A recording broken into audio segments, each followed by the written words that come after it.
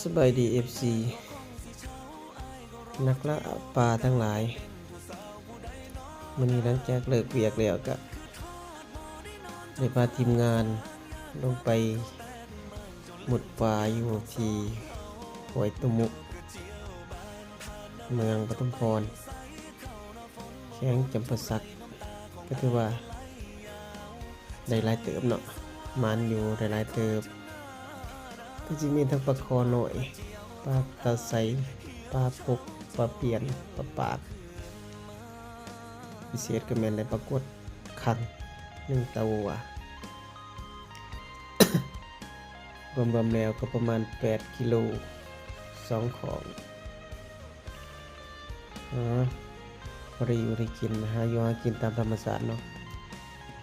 หมดยิ่งฝากติดตามเลยเด้อ